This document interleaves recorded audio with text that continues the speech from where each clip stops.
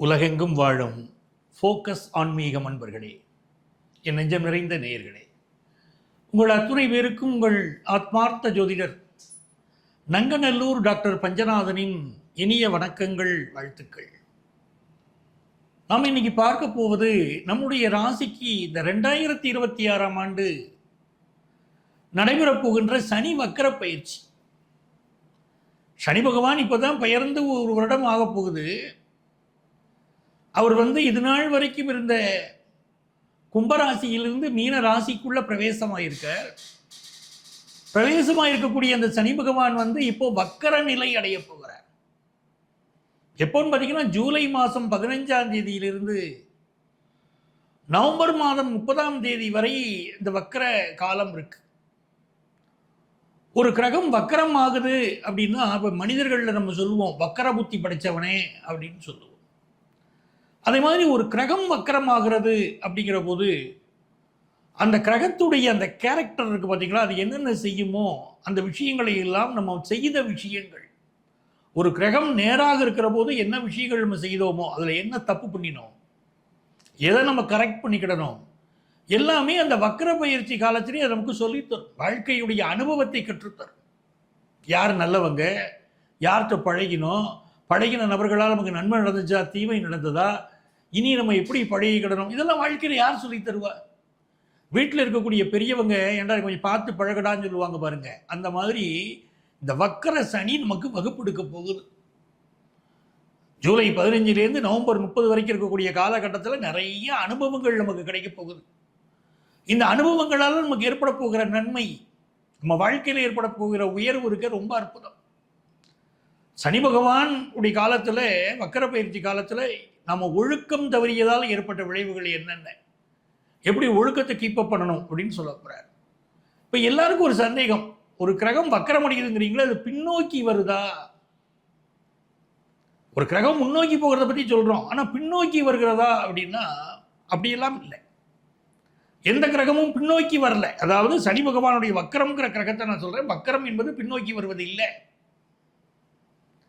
ஆனால் அதனுடைய மூவ்மெண்ட் இருக்கு பாருங்க, நம்ம பூமியிலேருந்து அதை பார்க்கிற போது அதனுடைய அசைவு நமக்கு அது பின்னோக்கி வருவது போல ஒரு தோற்றத்தை கொடுக்குது. அதை தான் நம்ம புரிஞ்சுக்கணும். அப்போ எப்படி இருக்காரு, உத்திரட்டாதி 3ஆம் பாதத்தில் சனி பகவான் இப்போ போய்கிட்டு இருக்கார். அவர் உத்திரட்டாதி 2ஆம் பாதம், 1ஆம் பாதம், இந்த பாதங்களில் இப்போ பயணம் செய்ய போகிறார். இந்த பயணம் என்பது அவர் மீனராசியில் இருக்கார், கும்பராசிக்கு வருவாரா அப்படிலாம் கிடையாது. எந்த மீனராசியில் இருக்காரோ அதுதான் இருக்க போறார். அப்போ நம்ம ரொம்ப ஸ்ட்ராங்காக போகிறோம். நம்முடைய முயற்சிகள் வெற்றி அடைக்குமா, என்ன நம்ம என்ன செய்யணும் எல்லாமே இதில் பார்க்க போகிறோம். இந்த வக்கர சனி பயிற்சி காலத்தில் பொதுவாக நம்ம தெரிந்து கொள்ள வேண்டியது, வேலை பார்க்கக்கூடிய இடங்களில் ரொம்ப நேர்மையாக நம்ம வேலை பார்க்கணும். நம்மளுடைய உழைப்பில் எந்த தப்பும் இருக்கக்கூடாது. குடும்பம்னு இருக்கா, நம்ம குடும்பத்தில் நம்ம எவ்வளவு ஒற்றுமையாக இருக்கோம், எவ்வளவு அன்பாக இருக்கோம், பிறர் மீது குறை சொல்லாமே, கணவன் மனைவி பிள்ளைங்க அப்படின்னு ஒரு பாசமாக இருந்தால் அந்த குடும்பத்திற்கு பெரிய தொந்தரவுகள் வராது. யாருக்காவது ஒருத்தருக்கு இப்போ வக்கரபுத்தி இருந்தால் தான் அங்கே ஒரு சிக்கல் வருது. வக்கரபுத்தி இல்லாமல் நம்ம பார்த்துக்கிடணும். அப்போ இந்த காலகட்டம் மிக முக்கியமான ஒரு காலகட்டம். இதில் நம்ம ராசியில் நம்ம எப்படி நடந்துக்கிடணும், என்னென்ன பரிகாரங்கள் செய்யணும், எல்லாமே இந்த நிகழ்ச்சியில் உங்களுக்கு நான் விரிவாக இதில் நம்ம சொல்ல போகிறோம். கூர்ந்து கவனிங்க. என் நெஞ்சிற்கினிய கடகராசி என்பர்களே, கடகராசிக்காரர்களுக்கு எப்படிங்க இருக்கு வக்கர சனி? சனி பகவான் நமக்கு அட்டமாதிபதி. அட்டமத்தில் தான் உட்கார்ந்துருந்தார். 2.5 வருஷம் நம்மளை பாடாப்படுத்தி எடுத்தார். இப்போ தாங்க நமக்கு நல்ல சூழ்நிலை. சனி பகவான் இப்போது 9ஆம் இடத்துக்கு போயிருக்கிறார். அங்கே போய் வக்கரம் அடைகிறார். ராசியில் குரு பகவான் வந்திருக்கிறார். அற்புதமான நிலைமை. குரு பகவான் ராசியில் வந்திருக்கிறாருங்கிறதே ஒரு யோகம். சனி 9ல் வக்கரம். வெளிநாட்டில் வேலைக்கு போயிருப்பீங்க பாருங்க. சில பேர் வெளிநாட்டு வேலை எதிர்பார்த்துக்கிட்டு இருப்பீங்க, வேலை கிடைக்கும். வெளிநாட்டு வேலை எதிர்பார்க்குறவங்களுக்கு வெளிநாட்டு வேலை கிடைக்கும். நல்ல படிப்பு படிக்கணும்னு நினைக்கிறக்கூடிய மாணவர்கள், எனக்கு ஹையர் எஜுகேஷன் வேணும் அப்படின்னு நினைக்கக்கூடிய மாணவர்களுக்கு ஹையர் எஜுகேஷன் கிடைக்கும். அதே போல் வெளிநாட்டில் பிஸ்னஸ் பண்ணணும்னு நினைக்கிறீங்க, அந்த வாய்ப்புகள் கிடைக்கும். ஆனால் இதுலலாம் ஒரு கவனம் தேவைப்படுது. சனி வக்கரம். நீங்க ஒரு பிஸ்னஸுக்கு ஒரு பொருளை ஏற்றுமதி பண்றீங்க, அந்த பொருளுடைய தரத்தை உறுதிப்படுத்திருங்க. ஏன்னா சனி வக்கரம்ங்கிறதுனால கொடுத்த பொருள் திரும்ப வருவதற்கு வாய்ப்பு அதிகம். நீங்க என்ன பொருளை விற்பனைக்கு அனுப்பிச்சீங்களோ அது திரும்ப வருவதற்கு வாய்ப்பு அதிகம். அப்படி வரக்கூடாதுன்னா நீங்க செய்ய வேண்டியது தரமான பொருள்களை ஏற்றுமதி பண்ணுங்க. படிக்கக்கூடிய மாணவர்கள் உங்களுடைய தீசிஸ் பண்றீங்க, ஹையர் எஜுகேஷன் பண்றீங்கன்னா நேர்மையா பண்ணிருங்க. எந்த ஒரு தப்பையும் அதில் பண்ணி வைக்காதீங்க. படிப்புல ஒரு நேர்மை இருந்தா, உங்க உழைப்பு அதில் உண்மையா இருந்தா பெரிய பெரிய வெற்றிகளை அடைவீங்க.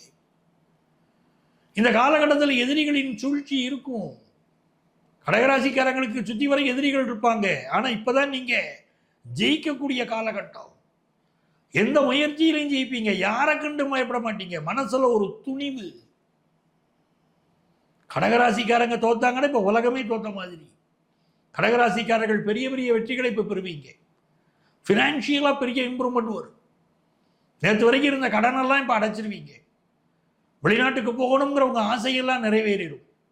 அதே போல இந்த காலகட்டத்தில் திருமணம் தடை இருக்கக்கூடியவர்கள், உங்க குடும்பத்தில் யாருக்காவது கல்யாணம் ஆகணும், திருமண தடை இருக்கு அப்படின்னா திருமண தடை இப்போ நிவர்த்தி ஆகிறத கண்ணு முன்னால நீங்க பார்ப்பீங்க. சார், ஹஸ்பண்ட் ஒய்ஃபு கடையில் மட்டும் ஒரு ப்ராப்ளம் ஓடிக்கிட்டே இருக்கும். கடகராசிக்காரங்க, உங்க எண்ணம் வேறையா இருக்கும், உங்க மனைவியோட எண்ணம் வேறையா இருக்கும். எப்பொழுதுமே அன்பு வசப்பட்டவங்க நீங்க, ரொம்ப உணர்ச்சி வசப்பட்டவர்கள். என்ன உணர்ச்சியை புரிஞ்சுக்கோ அப்படின்னு மனைவிட்டு சொல்லுவீங்க. உங்க கணவர்கிட்ட சொல்லுவீங்க, நான் உன்னை மதிக்கிறேன், உன்னை ரெஸ்பெக்ட் பண்றேன், உன்னுடைய உணர்வுகளை மதிக்கிறேன், நீ உங்கள்கிட்ட நான் ஆசையா இருக்கேன், ஆனால் என்னுடைய உள்மனதுடைய ஆசைகளை நீயும் புரிஞ்சுக்கோ அப்படின்னு லைஃப் பார்ட்னர்கிட்ட நினைக்கக்கூடிய ஒரு ராசி தான் கடகராசி. அது மட்டும்தான் இந்த கடகராசிக்கு நிறைவேற மாட்டேங்குது. உங்களுடைய பொசசிவ் கேரக்டர் தான் இந்த உலகம் குறை சொல்லுது. ஆனால் கடகராசிக்கு இருக்கக்கூடிய அன்பு, அன்பிற்கு முன்பு அடைக்கும் தாழ்னா பாருங்க, அப்படி பொங்கி வரக்கூடிய உங்களுடைய அன்பு உயர்வானது இல்லையா? கடகராசிக்காரங்களுக்கு ரொம்ப நாளாக கல்யாணம் ஆகலை, நம்ம கல்யாணம் கூடி வரும். ரொம்ப நாளாக குழந்தை பாக்கியம் இல்லாதவங்களுக்கு குழந்தை பாக்கியம் கிடைக்குங்க. வக்கர சனி வரம் தரும் சனியாக, பெரிய வெற்றிகளை தரும் சனியாக உங்கள் வாழ்க்கையில் அமைய போகுது. இந்த காலகட்டத்தில் யாரை வழிபடுறது, யாரை வழிபட்டால் நமக்கு நன்மைகள் நடக்கும் அப்படின்னு பார்த்தீங்கன்னா, நீங்கள் வழிபட வேண்டிய தெய்வம் ராமேஸ்வரம் ராமநாத சுவாமி. ராமேஸ்வரம் கடல்ல போய் குளிக்கணும், குளிச்சுட்டு ராமநாத சுவாமியை வழிபடணும். அங்க இருக்கக்கூடிய தீர்த்தங்களில் எல்லாம், கிணறுகளில் எல்லாம் நீங்க குளிக்கணும். குளிச்சுட்டு 2 அடியார்களுக்கு, இறை அடியார்களுக்கு, ஒரு 2 பேர்களுக்கு அன்னதானம் செய்யணும். தானத்தில் சிறந்தது அன்னதானம். அந்த அன்னதானம் செய்யுங்கள். வஸ்திர தானம் செய்ய வேண்டாம். கடகராசிக்காரங்க வஸ்திர தானம் செய்யறதா இருந்தால் உங்க ஜோதிடத்தை ஆலோசனை கெட்டு தான் பண்ணணும். பொதுவாக வஸ்திர தானம் கடகராசிக்காரங்க பண்ணக்கூடாது. ஆனால் அன்னதானம் செய்யலாம், நன்மைகள் நிறைய நடக்கும். சனிக்கிழமை அன்னைக்கு காகத்துக்கு சாப்பாடு வைக்கணும். அந்த சாப்பாடு வைக்கிறதுங்கிறது பச்சை அரிசி இருக்கு பாருங்க, அந்த பச்சை அரிசியில் செய்த உணவாக அது இருக்கணும். சாதம் வடித்து அதில் சில பேர் நெய் ஊற்றலாம், சில பேர் நல்லெண்ணெய் ஊற்றி அதை காகத்திற்கு வைக்கலாம். இது ஒரு வழக்கம். 2வது, தயிர் சாதம் இருக்கு பாருங்க, தயிர் சாதத்தில் பேருக்கு 2 எள்ளு போடணும். எள்ளு போட்டு அதை சனிக்கிழமை என்று காகத்திற்கு வைத்தாலும் நல்ல பலன்கள், உடனடியான பலன்கள் கிடைக்கும். 3வது, மிக முக்கியமானது, தூய்மை பணியாளர்கள். வாழ்க்கையில் யாரெல்லாம் கஷ்டப்படுறாங்களோ அவங்களுக்கு போய் நம்ம தேடி தேடி உதவி செய்யணும். தூய்மை பணியாளர்கள், தூய்மையை செய்யக்கூடியவர்கள், அவர்கள் வாழ்க்கை நன்றாக இருக்கக்கூடியதற்கு நாம நம்மாலான உதவிகள் செய்தால் அந்த சனி பகவான் பெரிய அளவுக்கு உதவி செய்வார். 4வது பரிகாரம், மாற்றுத்திறனாளிகள். அவங்களுக்கு என்ன உதவி வேணும்னு கேளுங்க. நீங்களா கொண்டு போய் சாப்பாடை கையில் கொடுத்து சாப்பிடுன்னு சொல்லாதீங்க. சில பேர் உதவி செய்யுங்கன்னு சொன்னால் சாப்பாடு கொண்டு போய் கொடுக்குறாங்க. ஒருத்தர் கொண்டு போய் கொடுத்தா பரவாயில்ல. சில பேர் நிறைய பேர் கொண்டு போய் சாப்பாடு கொடுத்தா அவங்க என்ன பண்ணுவாங்க, ஒவ்வொருத்தருக்கும் ஒவ்வொரு தேவை இருக்கும். அவங்க குடும்ப தேவை இருக்கும், படிப்பு தேவை இருக்கும். என்ன தேவைகள் இருக்கிறதோ அதை தேடி, அதை அவங்களுக்கு என்ன வேணுமோ அதை நீங்கள் செய்தீங்கன்னா பெரிய நன்மைகள் நடக்கும். அடுத்தாற் போல திருநங்கைகள், திருநம்பிகள்.